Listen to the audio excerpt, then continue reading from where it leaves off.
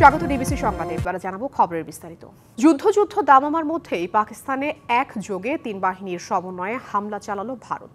Operation সিঁদুর নামে পাকিস্তানে কাশ্মীর ও পাঞ্জাবে ক্ষেপণাস্ত্র হামলায় শিশুসহ নিহত হয়েছেন ২৬ জন। যদিও ৭০ জনের বেশি সন্ত্রাসী নিহতের দাবি নয়াদিল্লির।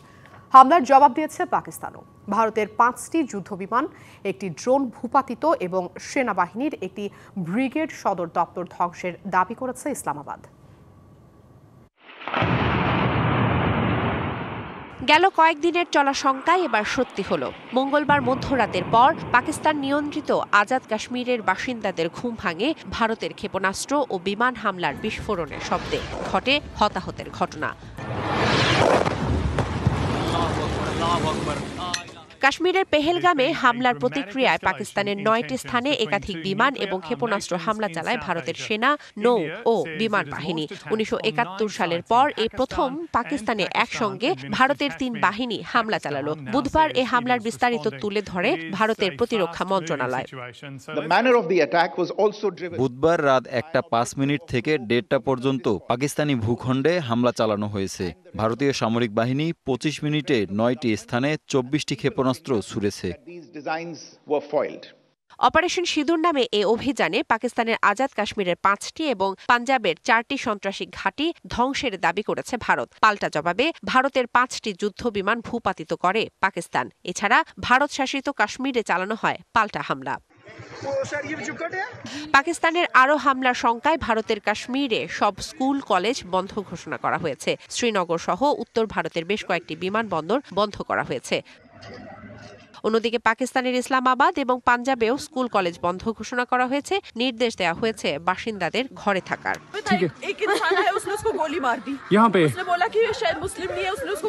গত ২২শে এপ্রিল পেহেলগামে পর্যটকদের উপর বন্দুকধারীদের হামলায় ২৬ জনের প্রাণহানির পর পাকিস্তানের সঙ্গে চলমান উত্তেজনার মধ্যে প্রথমবারের মতো এই হামলা চালায় দিল্লি। পাকিস্তান এই হামলাকে সরাসরি যুদ্ধ ঘোষণার শামিল বলে মনে করছে। পাকিস্তানের প্রধানমন্ত্রী শাহবাজ শরীফ বলেছেন, ভারতের এই আচরণ আঞ্চলিক স্থিতিশীলতা এবং শান্তির জন্য মারাত্মক হুমকি। শোভন শাহমিন দিশা, ডিবিসি নিউজ ডেস্ক। এদিকে পাকিস্তানের বিভিন্ন স্থানে ভারতের ক্ষেপণাস্ত্র হামলাকে লজ্জাজনক বলে এর নিন্দা জানিয়েছে মার্কিন প্রেসিডেন্ট ডোনাল্ড ট্রাম্প। হামলায় গভীর উদ্বেগ প্রকাশ করে সব পক্ষকে সর্বোচ্চ সংযম দেখাতে আহ্বান জানিয়েছেন জাতিসংঘের মহাসচিব অ্যান্টনিও গুতেরেস। আমি খবরটি শুনেছি, এটি খুবই লজ্জাজনক। মানুষ এটা আন্দাজ করেছিল কিছু একটা হতে চলেছে। আশা করছি দুই দেশের মধ্যে চলমান সংকটের অবসান হবে। চলমান উত্তেজনা প্রশমনে দুই দেশেরই সংযত আচরণ করা উচিত। শক্তি প্রদর্শনের মহড়া নয়, হামলা পাল্টা হামলায় যুদ্ধ পরিস্থিতির দিকে গড়ালো ভারত পাকিস্তান সম্পর্ক। ক্ষেপণাস্ত্র হামলা পাল্টা হামলায় প্রতিবেশী দুই দেশে যখন জানমালের বিনাশ ঘটছে, তখন শঙ্কা এসে ভর করেছে বাংলাদেশের আকাশেও। আন্তর্জাতিক সম্পর্ক বিশ্লেষকরা বলছেন, পরিস্থিতির সতর্কতার সাথে পর্যবেক্ষণ করা এবং বড় আকারে যুদ্ধ বাঁধলে নিজেদের হোমওয়ার্ক করা ছাড়া আর কিছু করার নেই আপাতত।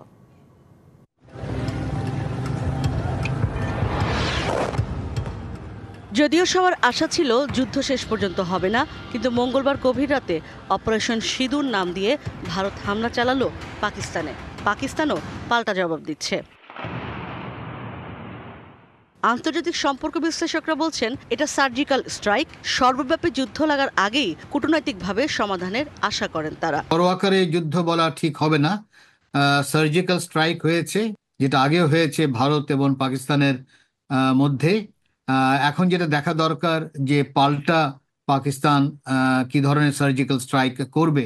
যদি লক্ষ্যবস্তু যদি সীমিত থাকে এবং বড় আকারে যদি ক্ষয়ক্ষতি না হয় বা বড় আকারে যদি জনগণের একেবারে জীবনের উপরে যদি না যায়, তাহলে হয়তো আর একটা পাল্টা মানে সার্জিক্যাল স্ট্রাইক নাও হতে পারে। এখনো আমরা বলতে পারি না যে পুরোপুরি যুদ্ধ লেগে গেছে, তবুও বড় রকমের সংঘর্ষ যে হচ্ছে সেটা প্রতীয়মান হয়েছে। দুই পক্ষের যদি তৈরি, তাদের মনের মধ্যে যদি কি বলা যায় রেশনালিটি থাকে, তাহলে তারা চেষ্টা করবে নিশ্চয়ই যুদ্ধের পাশ থেকে ফিরে আসতে। বাংলাদেশের হোমওয়ার্ক এবং যুদ্ধের প্রভাব মোকাবেলার প্রস্তুতি নেবার কথাও বলছেন তারা। হোমওয়ার্ক করে রাখা ভালো। যেই সার্জিক্যাল স্ট্রাইক, পাল্টা সার্জিক্যাল স্ট্রাইক হচ্ছে, তাতে বাংলাদেশে কি ক্ষতি হতে পারে, এমনকি বড় যুদ্ধ যদি যায় তাহলে কি ক্ষতি হতে পারে এবং কি করণীয়, সেই নিয়ে বড় ধরনের হোমওয়ার্ক করা দরকার। বসে থাকা ঠিক হবে না। আমরা কোনো পক্ষ নেব না এবং আমাদের নিজেদের অভ্যন্তরীণ অবস্থানটাকে যত দৃঢ় করা সম্ভব সেটা করার চেষ্টা করব বর্তমান পরিস্থিতিতে। প্রতিবেশী দুই দেশের অসহিষ্ণু আচরণ শেষ পর্যন্ত যদি সর্বাত্মক যুদ্ধের রূপ নেয় আর তা লম্বা সময় ধরে চলে, তার প্রভাব পড়বে নিরপেক্ষ অবস্থানে থাকা বাংলাদেশের ওপর। সেই দুঃসময়ের কথা মাথায় রেখেই ছক করতে হবে এখন ঢাকাকে, বলছেন এই দুই আন্তর্জাতিক সম্পর্ক বিশ্লেষক। শুধু দুটো দেশের জনগণের যে ক্ষতি হবে না, বাংলাদেশেরও ক্ষতি হবে। ইশরাত জাহান উর্মি, ডিবিসি নিউজ, ঢাকা। দেশের বিভিন্ন বিমানবন্দরের উন্নয়ন কাজের নামে হাজার হাজার কোটি টাকা লুটপাটের অভিযোগ অনুসন্ধানে ক্ষমতাচ্যুত প্রধানমন্ত্রী শেখ হাসিনা, সাবেক বেসামরিক বিমান ও পর্যটন প্রতিমন্ত্রী মাহবুব আলী এবং সাবেক সচিব মোকাম্মেল হককে জিজ্ঞাসাবাদের জন্য তলব করেছে দুর্নীতি দমন কমিশন। গত 5ই মে দুদকের প্রধান কার্যালয় থেকে পাঠানো আলাদা চিঠিতে তাদের 8ই মে হাজির হয়ে বক্তব্য দেওয়ার অনুরোধ করা হয়েছে। শেখ হাসিনাকে দেয়া তলবি চিঠি ধানমন্ডির সুধা সদন ও গোপালগঞ্জের টুঙ্গিপাড়ার ঠিকানায় পাঠানো হয়েছে। বিগত 15 বছরে দেশের বিভিন্ন বিমানবন্দরের উন্নয়ন কাজের নামে হাজার হাজার কোটি টাকা লুটপাটের অভিযোগ ওঠে। তা অনুসন্ধানে শেখ হাসিনা, মাহবুব আলী এবং মোকাম্মেল হককে জিজ্ঞাসাবাদের জন্য তলব করেছে দুদক। নাগরিকের তথ্য ফাঁস হতে পারে এমন শঙ্কা থেকে আনসার ভিডিপি উন্নয়ন ব্যাংক ও ব্র্যাক ব্যাংকের এনআইডি যাচাইয়ের লিঙ্ক সাময়িকভাবে স্থগিত করেছে নির্বাচন কমিশন। বুধবার ইসির এনআইটি অনুবিভাগের সিস্টেম ম্যানেজার মোহাম্মদ আশরাফ হোসেন এই তথ্য নিশ্চিত করেছেন। তিনি বলেন, আনসার ভিডিপি এবং ব্র্যাক ব্যাংক এনআইডি যাচাইয়ের জন্য যে লিঙ্ক ব্যবহার করে সেখানে একটি ব্যাকডোর পাওয়া গেছে, যা দিয়ে নাগরিকের তথ্য ফাঁস হতে পারত। এজন্য নির্বাচন কমিশন সঙ্গে সঙ্গে তাদের এনআইডি যাচাইয়ের লিঙ্কটি সাময়িকভাবে বন্ধ করা হয়েছে।